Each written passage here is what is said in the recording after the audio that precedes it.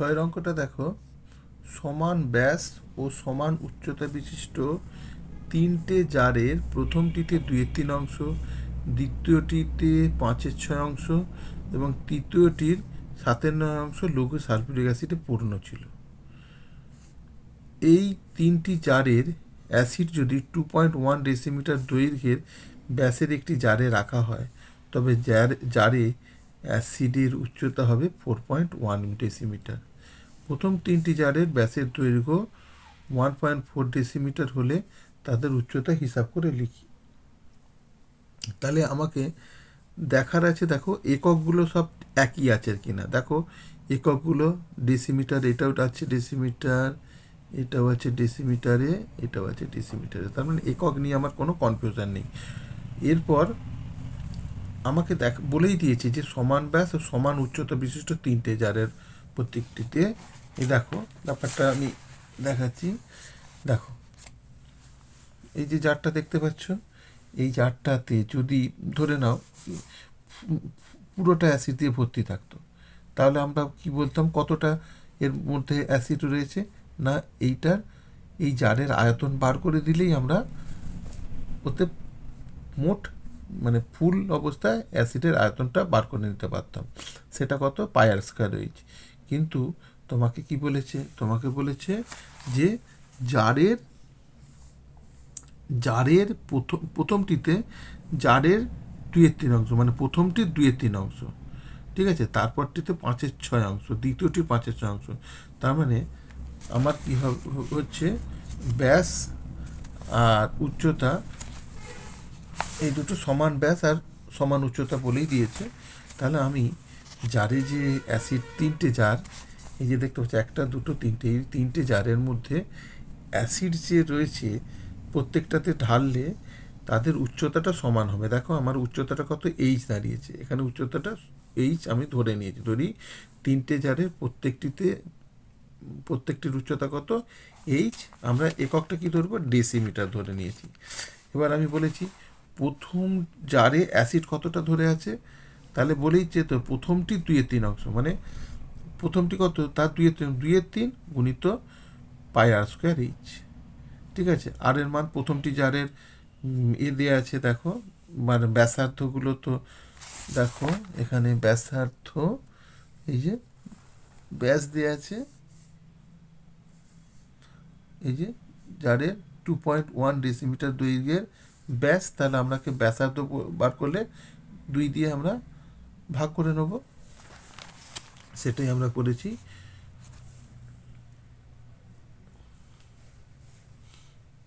Into H,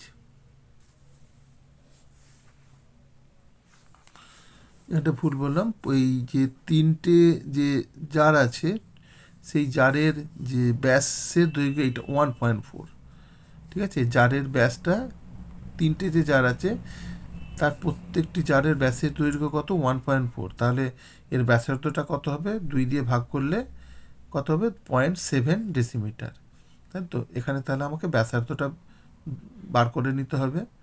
তাহলে দেখো এই তাহলে প্রথম যে এই যে জারটা, এই যে প্রথম জারটা, এর ব্যাসার্ধ 0.7, হ্যাঁ, আর উচ্চতা এইচ, আর 2/3 অংশ রয়েছে, 2/3 ইন্টু πr²h, পুরো আয়তনটা আমরা এখানে বার করলাম। হ্যাঁ, 2/3 ইন্টু πr²h, মানে এটা বলা হচ্ছে কি যে যদি এটা পুরোটা ভর্তি থাকতো তাহলে আমার আয়তনটা কত হতো, πr²h। যেহেতু বলেছে 2/3 অংশ ভর্তি আছে, তাই জন্য 2/3 ইন্টু πr²h। এরপর দ্বিতীয় জারের ক্ষেত্রেও একইভাবে সমান ব্যাস আর সমান উচ্চতা বলে দিয়েছে। তাহলে দ্বিতীয় জারের ক্ষেত্রে দেখো অ্যাসিড হচ্ছে কতটা, না 5/6 ইন্টু πr²h। এখন এই বর্তমানে এই পরিমাণ অ্যাসিড রয়েছে। আর তৃতীয় জারে কত অ্যাসিড ধরেছে, না 7/9 ইন্টু πr²h, πr²h। এবার এই তিনটে যে জার রয়েছে, এই একটা জার, এই একটা জার, এই একটা জার, এই জারে যে অ্যাসিডটা রয়েছে, এই জারে যে অ্যাসিডটা রয়েছে, এই জারে যে অ্যাসিড রয়েছে, এই তিনটে জারের অ্যাসিড কী করা হয়েছে, একটা আরেকটা জারে ঢেলে দেওয়া হয়েছে। যার ব্যাসার্ধ বলে দিয়েছে, যার ব্যাসার্ধ এই যে ব্যাসার্ধ বলেনি, এটা 2.81 ডেসিমিটার ব্যাসের, মানে ব্যাসটা বলে দেওয়া হয়েছে। এইটার ব্যাসটা তোমাকে বলে দিয়েছে কত, 2.8 দেখো 2.1 ডেসি। এটাকে আমরা কি করব, ব্যাসার্ধ বার করতে হবে 2 দিয়ে ভাগ করে ব্যাসার্ধ বার করব। আর এইচটাও বলে দিয়েছে 4.1 ডেসিমিটার। মানে এই তিনটে অ্যাসিডকে এখানে ঢালার পর এর উচ্চতা দাঁড়ালো কত, 4.1 ডেসিমিটার। তার মানে আমরা এই তিনটে অ্যাসিডের আয়তনকে সমান, আয়তন তিনটে অ্যাসিডের মোট আয়তন সমান কি, এই বোতলে যে অ্যাসিডটা হলো, তিনটে অ্যাসিড ঢালার পর যে আয়তনটা দাঁড়ালো সেই অ্যাসিডের আয়তন। সেই জন্য আমরা বলবো কি তিনটে জারে মোট অ্যাসিড কতটা আছে সেটা আমরা ক্যালকুলেশন করব। 2/3 ইন্টু পাই আর স্কোয়ার এইচ যুক্ত 5/6 গুণিত পাই আর স্কোয়ার এইচ ইন্টু এই যে 7/9 পাই আর স্কোয়ার এইচ।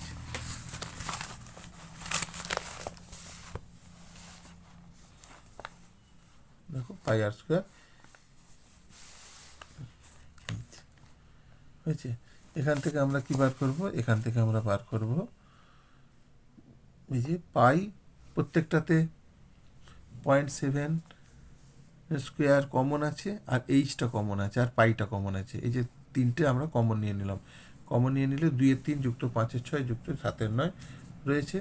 এখান থেকে এটা লসাগু করে আমরা যেটা পেলাম, পাই ইন্টু 0.7 স্কোয়ার গুণিত এইচ গুণিত এটা বেরোলে 41/18। ঠিক আছে, এবার তাহলে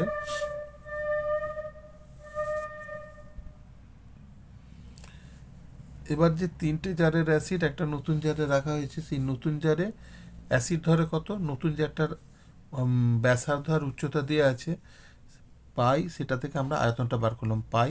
ব্যাসার্ধটা ব্যাসটা দেওয়া আছে 2.1, সেই জন্য আমরা 2 দিয়ে ভাগ করে কি করলাম, ব্যাসার্ধ বার করে নিলাম। তাহলে পাই আর স্কোয়ার হলো ইন্টু এইচটা হচ্ছে 4.1 ঘন ডেসিমিটার।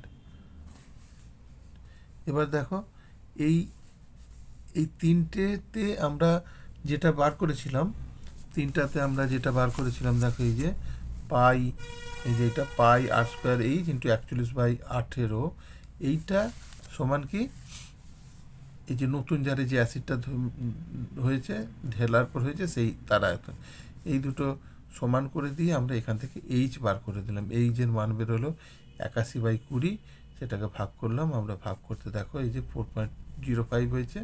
তাহলে প্রত্যেকটা জারের উচ্চতা আমার এখানে 4.05 ডেসিমিটার বেরিয়ে গেল। আজকে আমরা কোর্সে দেখি 8-এর 7 দাগের অঙ্ক থেকে করব। এর আগে যে অঙ্কগুলো আমরা করেছি, এই আগের অঙ্কগুলো ডিসক্রিপশানে দেওয়া লিঙ্ক থেকে তোমরা পেয়ে যাবে। আচ্ছা যাক, 7-এর অঙ্কটা আমরা করছি। দেখো, এক মুখ খোলা একটি লম্ববৃত্তাকার পাত্রের সমগ্র তলের ক্ষেত্রফল 2002 বর্গ সেন্টিমিটার। পাত্রটির ভূমির ব্যাসের দৈর্ঘ্য 14 সেন্টিমিটার। পাত্রটিতে কত লিটার জল ধরবে? এখান থেকে বুঝতেই পারছো কত লিটার জল ধরবে। কত লিটার মানে আমার আয়তনটা বার করতে হবে। আচ্ছা, পাত্রটা আমার কীরকম হবে দেখো, আমি ছবিটা এঁকেছি। পাত্রটা এই উপরের মুখটা খোলা, আর এই নিচের এই যে এটা বক্রতল, আর এটা হচ্ছে নিচের তলটা। তাহলে আমার বক্রতলটার ক্ষেত্রফল কত হচ্ছে 2πr/h, আর এইটার ক্ষেত্রফল হচ্ছে πr স্কোয়ার। এইচটা হচ্ছে তোমার পাত্রটির উচ্চতা। তাহলে আমরা এখানে ধরে নেব পাত্রটির উচ্চতা হচ্ছে এইচ। এবার দেখো, আর ভূমির ব্যাস দেওয়া আছে, যে ভূমির ব্যাসের দৈর্ঘ্য আছে 14 সেন্টিমিটার। তাহলে এখান থেকে আমরা বার করব ব্যাসার্ধ সমান কত বার করব, 14/2 মানে 7 সেন্টিমিটার। এবার এই যে পাত্রটা আছে, পাত্রটার সমগ্র তলের ক্ষেত্রফলটা আমার বইয়ে দেওয়াই আছে 2002 বর্গ সেন্টিমিটার। তাহলে এই সমগ্র তলের ক্ষেত্রফলটা আমি বার করে নিচ্ছি। এক মুখ খোলা একটি লম্ববৃত্তাকার পাত্রের সমগ্র তলের ক্ষেত্রফল কত না, 2πr/h যুক্ত πr স্কোয়ার। এখান থেকে আমরা মানটা বসিয়ে দিলাম, আর এর মানটা বসিয়ে দিলাম, দিয়ে এখানে 7π কমন নিয়ে নিলাম। 7π কমন নিলে আসবে 2h + 7। এইটা হচ্ছে সমগ্র তলের ক্ষেত্রফল। প্রশ্নানুসারে তাহলে আমরা বলতে পারি কি সমগ্র তলের ক্ষেত্রফল 7 পাই ইন্টু 2h প্লাস 7 সমান কত 2002। এটা তোমাকে বইয়ে দেওয়াই আছে। এখান থেকে আমরা একটা ক্যালকুলেশন করে নিয়ে এইচের একটা মান বার করে ফেলবো। এইচের মানটা কত? এইচের মানটা হচ্ছে 42 সেন্টিমিটার। তাহলে এবার পাত্রটিতে কত জল ধরে এটা আমাকে চেয়েছে। আমাকে প্রশ্ন করা হয়েছিল যে পাত্রটিতে কত জল ধরে এইটা। এবার এই যে সেন্টিমিটার আমাকে যখনই বলেছে, দেখো উত্তরটা চেয়েছে লিটারে, উত্তরটা কি চেয়েছে লিটারে। তাহলে এই সেন্টিমিটারটাকে আমরা ডেসিমিটারে কনভার্ট করব। আমরা সেন্টিমিটারকে ডেসিমিটারে, যখনই লিটার বলবে তখন ডেসিমিটারে কনভার্ট করব। এই জন্য দেখো এখানে 42 সেন্টিমিটারকে আমরা 10 দিয়ে ভাগ করে ডেসিমিটারে কনভার্ট করেছি। আর ব্যাসার্ধ কত 7 সেন্টিমিটার ছিল, সেই ব্যাসার্ধটাকেও আমরা 10 দিয়ে ভাগ করে ডেসিমিটারে কনভার্ট করেছি। করার পর আমরা পাত্রটির দুধে জল ধরে কত না, ওইটা হচ্ছে পাত্রটির আয়তন যতটা সেটাই জল ধরে, সেটা হচ্ছে কত পাই আর স্কোয়ার এইচ। লম্ববৃত্তাকার চোঙের আয়তনের সূত্র আমরা বুঝ করিয়ে দিয়েছি। এখানে পায়ের মান বসিয়েছি, আর এর মান বসিয়েছি, আর এইচের মান বসিয়েছি, দিয়ে ক্যালকুলেশন করে দেখো আমার 6.468 লিটার, মানে এটা হচ্ছে বেরোবে ঘন ডেসিমিটার। সেই ঘন ডেসিমিটার 1 ঘন ডেসিমিটার সমান কি 1 লিটার। তাহলে এই যে যেটা বেরোচ্ছে সেটা হচ্ছে আমার লিটার হয়ে যাচ্ছে। এত ঘন ডেসিমিটার বেরোচ্ছে, সেটাই আমার হচ্ছে 6.468 লিটার। এবারে 8-এর অঙ্কটা দেখো, যদি 14 সেন্টিমিটার ব্যাসের পাইপযুক্ত একটি পাম্প সেট মিনিটে 2500 মিটার জলসেচ করতে পারে, তাহলে ওই পাম্পটি 1 ঘন্টায় কত কিলোলিটার জলসেচ করবে হিসাব করে লিখি। এবার দেখো 1 লিটার সমান 1 ঘন ডেসিমিটার বলে দেওয়া আছে। এখানে একটা জিনিস বোঝার আছে, এই যে বলছে পাম্প সেট মিনিটে 2500 মিটার জলসেচ করতে পারে, তার মানে 1 মিনিটে সে 2500 মিটার জলসেচ করে। এই 1 মিনিটে যেটা জলসেচ করছে সেটাই কিন্তু আমার এইচ মানে হাইট মানে যতটা জলসেচ করছে। দেখো 8-এর দাগে একটা পাম্প সেট যদি যে অংশটা জলসেচ করছে, ধরো এতটা 1 মিনিটে এতটা পরিমাণ জলসেচ করছে, তাহলে এইটাই হচ্ছে আমার 2500, যেটা এইটাই হচ্ছে আমার এইচ। 1 মিনিটে যে পরিমাণ হাইট জলসেচ করছে সেটাই হচ্ছে আমার এইচ। এইটা বুঝে নিতে হবে, তাহলেই দেখবে অঙ্কটা হয়ে গেছে। দেখো ব্যাসটা দেওয়া আছে কত 14 সেন্টিমিটার ব্যাস। তাহলে আমরা এখান থেকে কি বার করব, এই পাইপের ব্যাসার্ধটা আমরা বার করে নেব। আর সমান 14/2 দিয়ে ভাগ করে আমরা ব্যাসার্ধটা বার করব। এবার আমার এখানে দেখো লেখা আছে কিলোলিটার মানে লিটারের গল্প আসছে। লিটার করতে হলেই সবসময় একককে ডেসিমিটারে চেঞ্জ করে দেবে। ডেসিমিটার 7 সেন্টিমিটারকে ডেসিমিটারে চেঞ্জ করা মানে 10 দিয়ে ভাগ করে দিলাম, 7-এর 10 ডেসিমিটার। এবার আমাকে বলে দেওয়া আছে কি 1 মিনিটে কতটা জলসেচ করে 2500 মিটার। তাহলে আমার এখানে 1 মিনিটে জলসেচ করে, 1 মিনিটে জলসেচ করতে কত এই সমান কত 2500 মিটার। সেটাকেও আমরা ডেসিমিটারে কনভার্ট করে নেব। 2500 ইন্টু 10 দিয়ে গুণ করে ডেসিমিটারে কনভার্ট, 2500 ইন্টু 10 গুণ করবো না, কিন্তু এরকমভাবেই রেখে দেবো। এরপর 1 মিনিটে তাহলে কতটা জলসেচ করে, এটা হচ্ছে কিন্তু 1 মিনিটে যে পরিমাণ যে আয়তনে জলসেচটা করছে সেই জলসেচ করার পরিমাণটা কত পাই আর স্কোয়ার এইচ।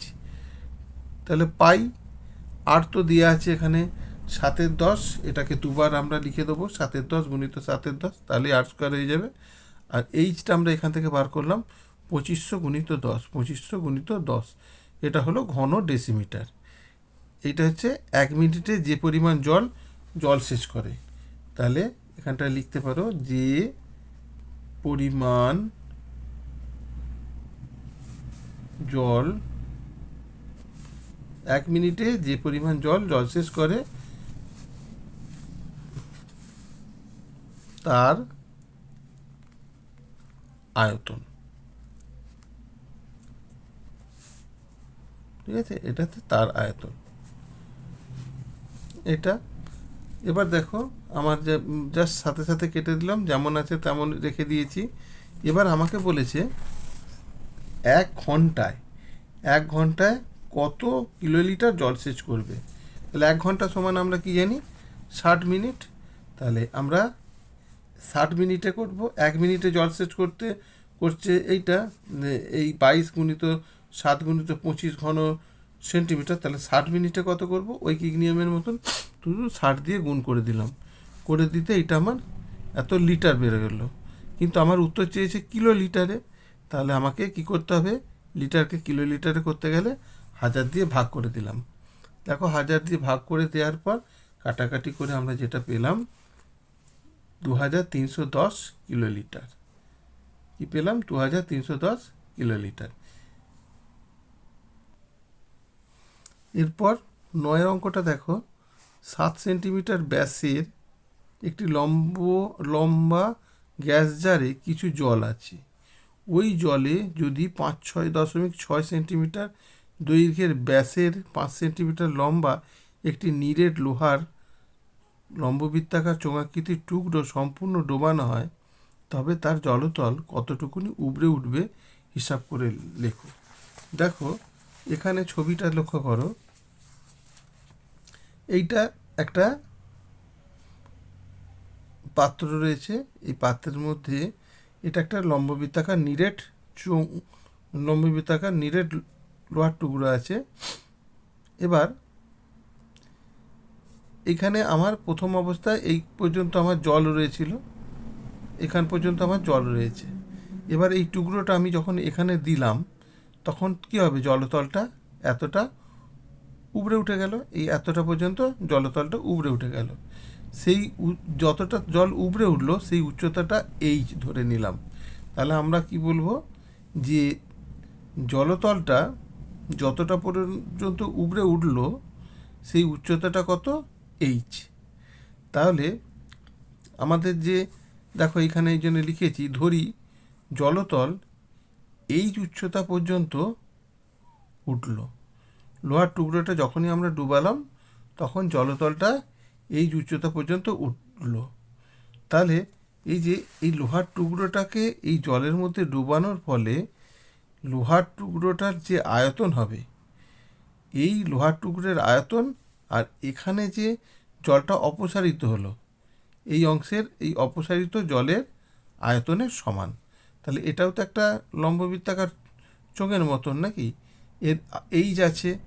আর পাত্রটার আমার ব্যাস বলে দেওয়া আছে কত, পাত্রটির ব্যাস বলা আছে 7, দেখো 7 সেন্টিমিটার। তাহলে এখান থেকে আমরা ব্যাসার্ধ কত বেরোবে, 7-এর 2 সেন্টিমিটার হয়ে যাবে। তাহলে আমরা এই যে অপসারিত যে জলটা হলো, অপসারিত জলের আয়তনটা আমরা কত বার করছি, পাই ইন্টু 8টা হচ্ছে পুরোটা 7, তাহলে হাফ হলে 7-এর 2 ব্যাসার্ধ, 7-এর 2 স্কোয়ার ইন্টু যে জলতলটা উবড়ে উঠেছে সেই জলতলের উচ্চতা এইচ ঘন সেন্টিমিটার। এই জিনিসটা আগে মেনলি জানার দরকার আমার। তাহলে আগে আমার অপসারিত জলের আয়তনটা আমরা এখান থেকে বের করে নিলাম। এই লোহার টুকরোটা ডোবানোর ফলে যে জলটা উপরে উঠেছে সেই জলের মানে এটাই হচ্ছে অপসারিত জল। এই অপসারিত জলের এখানকার আয়তনটা আমরা এইভাবে বের করে নিলাম।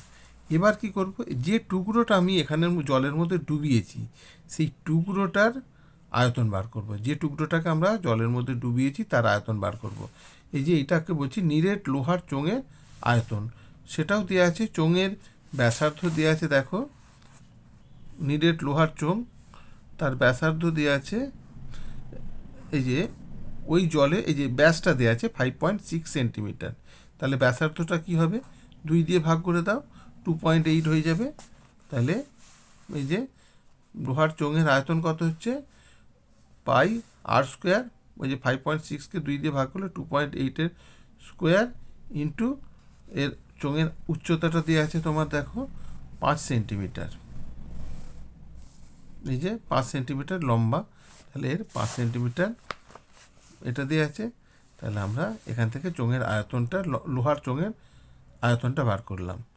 এবার এই দুটো কি আমরা আর্কিমিডিসের যে সূত্র পড়েছিলাম যে কোনো বস্তুকে জলে ডোবালে সে যে পরিমাণ জল অপসারিত করবে সেই বস্তুর আয়তন আর অপসারিত জলের আয়তন সমান হবে। সেই জন্য প্রশ্নানুসারে লিখতে পারি কি অপসারিত জলের আয়তন এইটা আর নিরেট লোহার চোঙের আয়তন কত এইটা। এখান থেকে সমান এইটা বাই এটা করে দিলাম। এখান থেকে এইচের মান আমরা এইচের মান পেয়ে গেলাম সমান 16/5, সেটা আমরা 3.2। তাহলে জলতলটা কতটা উঠলো তখন দেখো জলতলটা 3.2 সেন্টিমিটার উপরে উঠলো।